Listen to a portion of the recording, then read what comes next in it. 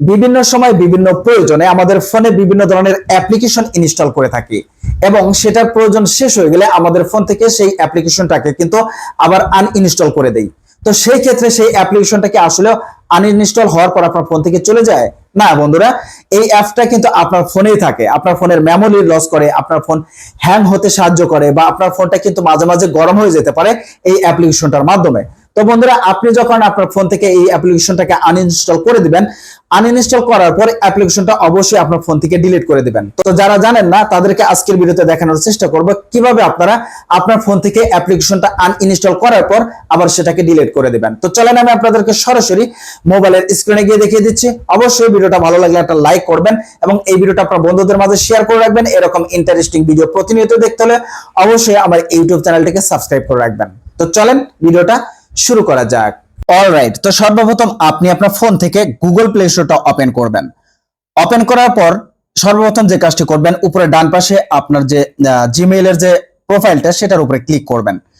Click করার পর আপনি একটু নিচের দিকে খেয়াল করলে দেখবেন আপনার এখানে manage apps and device, just এটার উপরে আপনারা ক্লিক করবেন।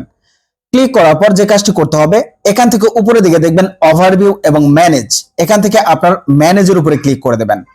ক্লিক করলে আপনার ফোনে ইনস্টলকৃত যে অ্যাপস গুলো আছে এখানে প্রত্যেকটা অ্যাপস কিন্তু শো করবে, অর্থাৎ আপনার ফোনে ইনস্টল আছে এরকম অ্যাপস কিন্তু এখানে শো করবে।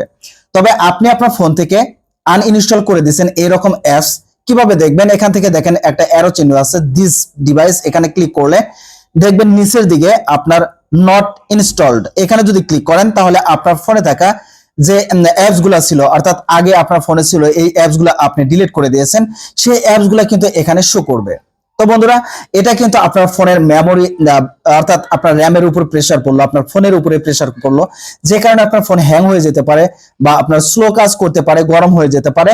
তো বন্ধুরা, অবশ্যই এই অ্যাপস গুলাকে আপনারা মার্কিং করে, এখানে দেখেন মার্কিং করার কিন্তু সিস্টেম আছে, আপনি কিন্তু মার্কিং করে আপনি এক একটা করে কিন্তু ডিলিট করে দিতে পারেন। ঠিক আছে, ধরুন যে আমি এগুলাকে মার্কিং করলাম।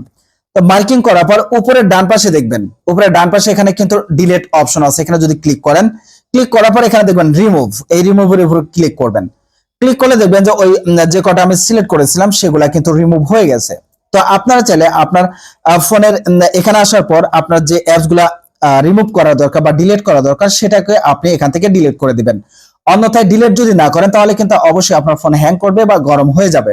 তবে এখান থেকে যদি আপনার কোনো অ্যাপস আবার প্রয়োজন হয় যে না আমি এটা ব্যবহার করব, তাহলে আপনি এটা ব্যবহার করতে পারবেন। ধরেন যে এখান থেকে আমি উপরেরটাই ক্রিয়েটর স্টুডিও ওপেন করলাম। ওপেন করার পর এখান থেকে আবার ইনস্টল করে নিতে পারবেন। যদি ব্যবহার করতে চান জাস্ট এখান থেকে আপনার ইনস্টল করে নেবেন। তো আমি এটা ইনস্টল করব না, তো জাস্ট আপনাকে যেভাবে দেখাইলাম এভাবে এখান থেকে এই অ্যাপস গুলাকে আপনার ফোন থেকে রিমুভ করে দিবেন, অর্থাৎ ডিলিট করে দিবেন। তো বন্ধুরা, আজকের ভিডিওটা এই পর্যন্তই। ভিডিওটা কেমন লাগলো অবশ্যই কমেন্ট বক্সে জানাবেন। ভিডিওটা ভালো লাগলে একটা লাইক করবেন এবং এই ভিডিওটা আপনার বন্ধুদের মাঝে শেয়ার করতে ভুলবেন না।